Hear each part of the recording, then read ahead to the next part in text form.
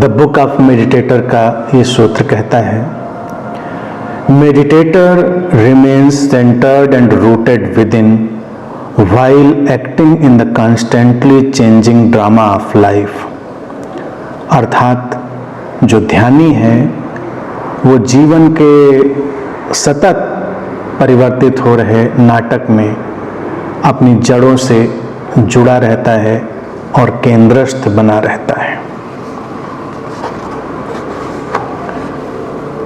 जीवन है तो वहां पर परिवर्तन होगा ही। वास्तविकता तो यह है कि एक ही चीज अपरिवर्तनशील है, वो है परिवर्तन। अब ये जीवन जो परिवर्तित हो रहा है वो भी एक नाटक जैसा है।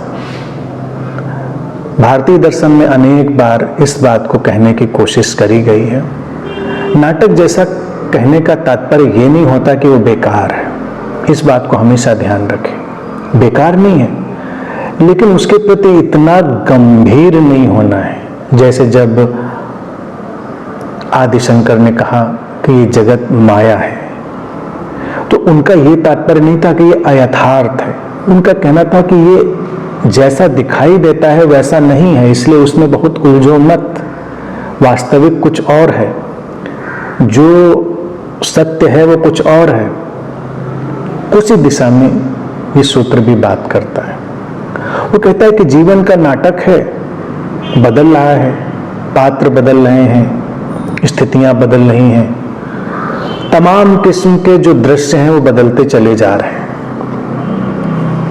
लेकिन जो ध्यानी है इस सारे बदलाव में अपने भीतर केंद्रित रहता है, उसकी जड़ें अपने स्वभाव में जमी रहती हैं।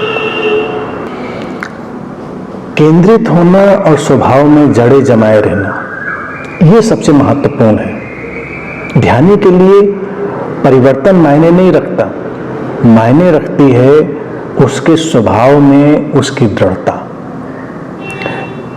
एक पर्दा है, कल्पना करो, जैसे फिल्म आती है, उस पर प्रोजेक्टर से हम जब प्रकाश फेंकते हैं और उस पर्दे पर एक फिल्म चलती है, तो उसमें पर्दा जो है वो तो स्थिर है। उस पर्दे के ऊपर हम कोई भी फिल्म चला सकते हैं, किसी भी तरह का दृश्य उस पर पैदा कर सकते हैं। ध्यानी अपने जीवन को उसी पर्दे की तरह देखता है।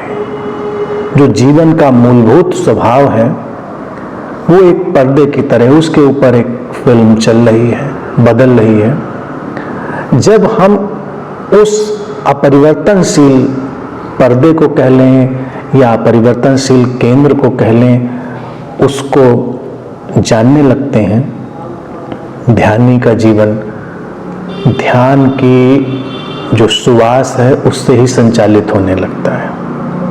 तो अगर हमें ध्यानी की पहचान करनी है तो हम कैसे उसकी पहचान करेंगे? वो क्या करता है इससे नहीं, वो क्या नहीं करता है इससे नहीं। ध्यानी की जब पहचान आएगी तो इसी बात से आएगी कि परिवर्तन के बीच वो कितना स्थिर रहा।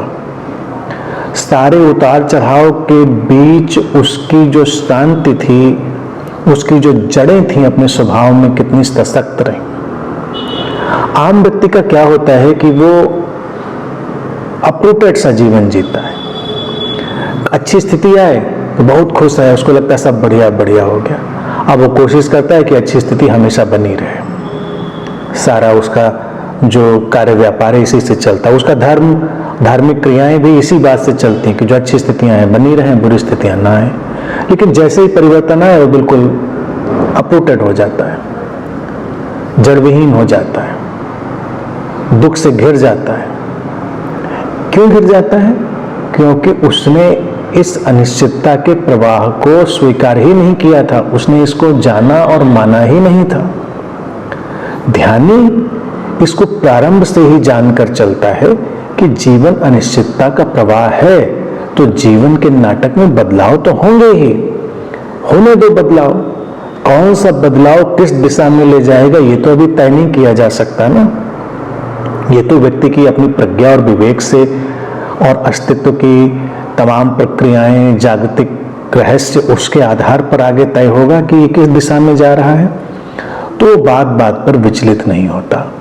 ये स्थिति वही हो गई जिसको भगवान कृष्ण कहते हैं स्थित प्रज्ञता में जीना। ये स्थित प्रज्ञता में जीने की ही बात है, अपनी जड़ों को अपने स्वभाव में जमाए रखना और केंद्रित बने रहना।